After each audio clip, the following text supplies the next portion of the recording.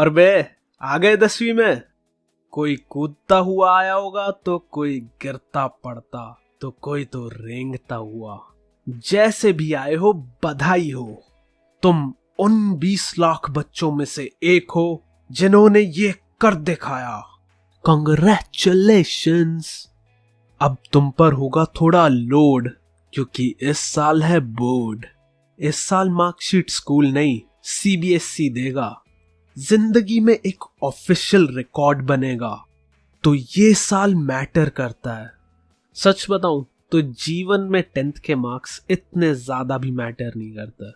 मेरी 10th की marksheet सिर्फ डेट ऑफ बर्थ के लिए एज अ प्रूफ यूज हुई है और कुछ नहीं। डरने लायक कुछ भी नहीं है, इसलिए अपनी स्कूल लाइफ एंजॉय करते रहें और थोड़ा पढ़ते भी रहें। तो आज के चैप्टर का नाम है केमिकल रिएक्शन एंड इक्वेशन, जो कि केमिस्ट्री के खानदान से है।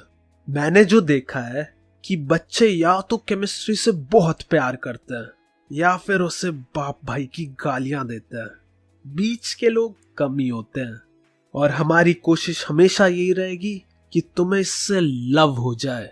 तो लोगों को केमिस्ट्री में दिक्कत तब आती है जब वो ज्यादा सोचने लगते हैं और डाउट्स गलत टाइम पर आते हैं। डाउट्स आना सही है, पर कभी कभार जो डाउट्स के आंसर होते हैं वो आने वाले चैप्टर में होते हैं।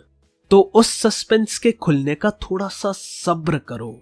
मान लो तुम 3 साल के बच्चे को काउंटिंग सिखा रहे हो ये बोलकर 1 2 3, तो वो भी तो बस रट लेता है 1 2 3। पर अब तुम सोचो, जब तुम उस बच्चे के सामने बोलो 1 2 3 और वो बोल दे अबे क्या बोल रहा है 1 2 3, क्या चीज है ये।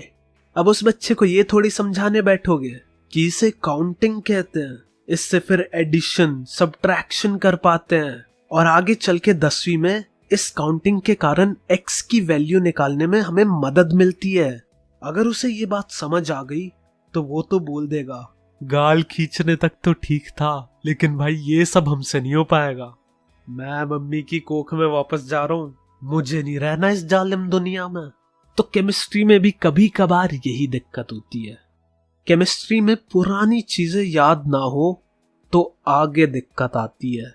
तो उम्मीद है कि तुम्हें 9वीं की चीजें याद होंगी, लेकिन तुम्हारी गजनी जैसी शक्ल देखकर लग नहीं रहा। इसलिए तुम्हारा भाई जब भी किसी पुराने कॉन्सेप्ट की जरूरत होगी तो तुम्हें वो पहले पढ़ा देगा। टेंशन नको रे।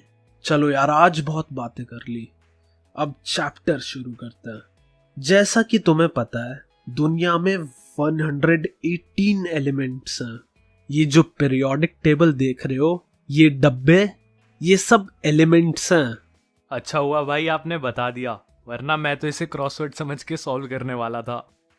तो अपनी ये दुनिया इन्हीं एटम्स से बनी हुई है, पर जब 2 या 3 अलग एलिमेंट्स के एटम बॉन्ड बनाते हैं तो कंपाउंड बनता है। कंपाउंड के एग्जाम्पल हो जाएंगे वाटर, अमोनिया एटसेट्रा। अब आगे सुनो। कंपाउंड के मॉलिक्यूल्स होते हैं। मॉलिक्यूल्स बोले तो एक तरह से यूनिट है। जैसे वाटर क्या है, H2O। तो जब ऑक्सीजन का एक एटम और हाइड्रोजन के 2 एटम मिलकर बॉन्ड बनाते हैं तो वाटर का एक मॉलिक्यूल बनता है। ये देखो, अब मैंने वाटर के 5 मॉलिक्यूल ड्रॉ कर दिए। और ऐसी ही अमोनिया, जिसका फॉर्मूला है NH3। यानी जब नाइट्रोजन का एक एटम और हाइड्रोजन के 3 एटम मिलते हैं तो अमोनिया का एक मॉलिक्यूल बनता है। तो मॉलिक्यूल एक तरह से कंपाउंड की यूनिट है। जैसे 5 सेंटीमीटर, 10 सेंटीमीटर, ऐसे ही 5 मॉलिक्यूल, 10 मॉलिक्यूल। बस सेंटीमीटर लेंथ नापता है, मॉलिक्यूल ये नापता है कि कंपाउंड कितनी क्वांटिटी में प्रेजेंट है। वाह भाई, अभी तक की 10 तो बहुत इजी लग रही है। भाई मेरे, ये 10th नहीं थी, ये सब तो 9th थी। अगर मैं डायरेक्ट 10th का पढ़ा दूं तो तू तो सोचेगा क्या भौंक रहा है ये आदमी, कुछ पल्ले नहीं पड़ रहा मेरे। तो यारो, अब तक की चीजें एग्जाम में नहीं आएंगी, ये बस समझाने के लिए थोड़ा सा बताया था मैंने। तो एग्जाम में क्या आएगा? सब्र करो वत्स, वो भी बताएंगे, बस ध्यान से सुनो। तो केमिकल रिएक्शन क्या होती है? 10वीं स्टार्ट हो गई है, ध्यान से सुन लो। केमिकल रिएक्शन में 2 या उससे ज्यादा कंपाउंड को साथ लाया जाता है। इन कंपाउंड के मॉलिक्यूल्स आपस में रिएक्ट करते हैं और फिर नए कंपाउंड के मॉलिक्यूल्स बनते हैं। अब सोचने वाली बात है कि केमिकल रिएक्शन में हो क्या रहा है। तो सच्चाई है कि पुराने बॉन्ड्स टूटते हैं और नए बॉन्ड्स बनते हैं। एग्जाम्पल के लिए Zn plus H2SO4 reacts to give ZnSO4 plus H2।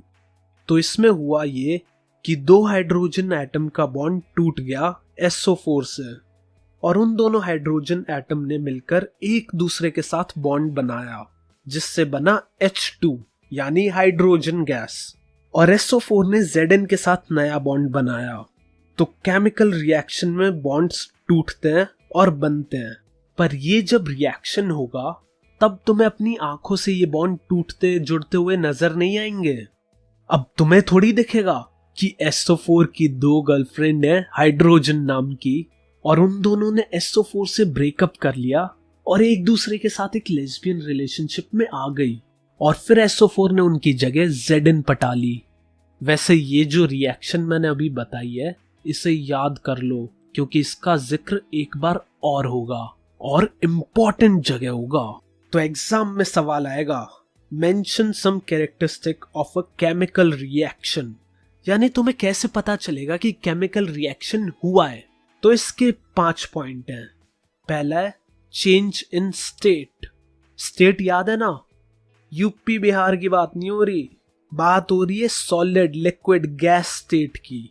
Example H2 gas plus O2 gas gives H2O in liquid form, यानी हाइड्रोजन और ऑक्सीजन गैस रिएक्ट करके पानी देती है।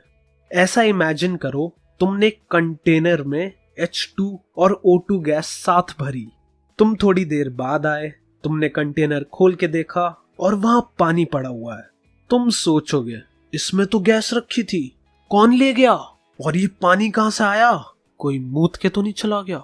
तो हुआ ना चेंज इन स्टेट, गैस से लिक्विड, और ये चीज हमने अपनी आंखों से देखी।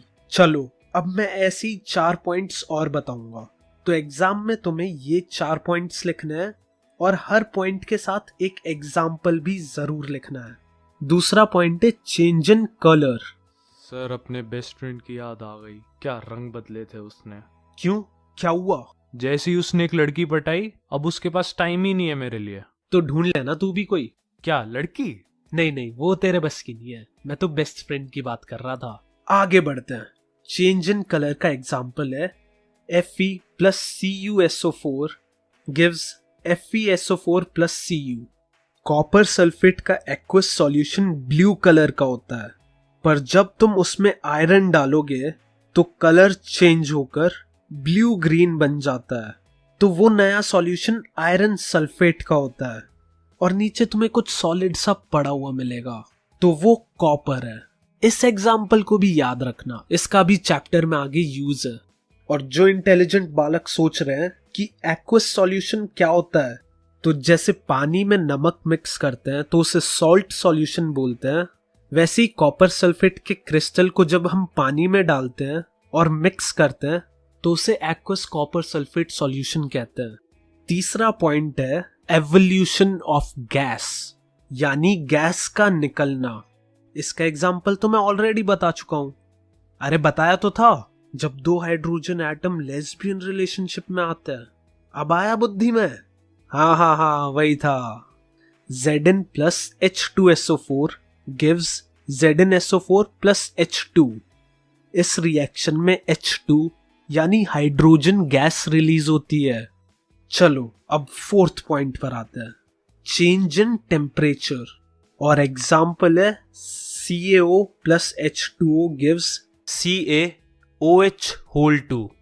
कैल्शियम ऑक्साइड सॉलिड होता है, जब उसका रिएक्शन पानी से करवाते हैं तो कैल्शियम हाइड्रोक्साइड बनता है और साथ में बहुत सारी एनर्जी रिलीज होती है हीट की फॉर्म में। इस रिएक्शन को परफॉर्म करने के बाद अगर तुम टेस्ट ट्यूब को टच करोगे तो तुम बोलोगे हाय गर्मी। तो यहाँ इस रिएक्शन में टेम्परेचर बढ़ा यानी चेंज हुआ, और इस रिएक्शन का आगे भी 1-2 बार जिक्र है। तो अगर तुम चाहते हो कि तुम्हें अपने मार्क्स सही सलामत मिले तो इसको भी याद कर लो। अरे हाँ, एक चीज तो मैं बताना भूल ही गया। कैल्शियम ऑक्साइड को प्यार से क्विक लाइम और कैल्शियम हाइड्रोक्साइड को स्लेक लाइम भी कहते हैं। ये इनके कॉमन नेम है।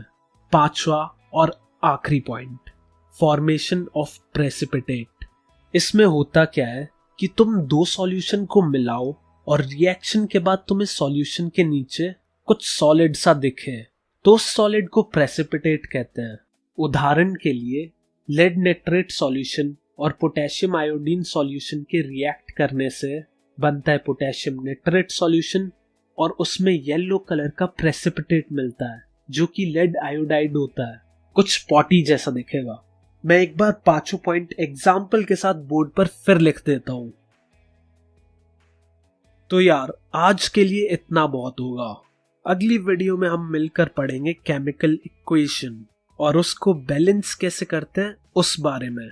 वैसे दोस्तों मैं होमवर्क नहीं देता, पर हो सके तो अगली वीडियो देखने से पहले 9th क्लास की साइंस की एनसीईआरटी का तीसरा चैप्टर खोलना और टॉपिक 3.4 राइटिंग केमिकल फॉर्मूले पढ़ना, या फिर यूट्यूब पर मेरी atoms and molecules episode number 2 वाली वीडियो देख लो और जैसे ही मूल कॉन्सेप्ट शुरू हो तब बंद कर देना।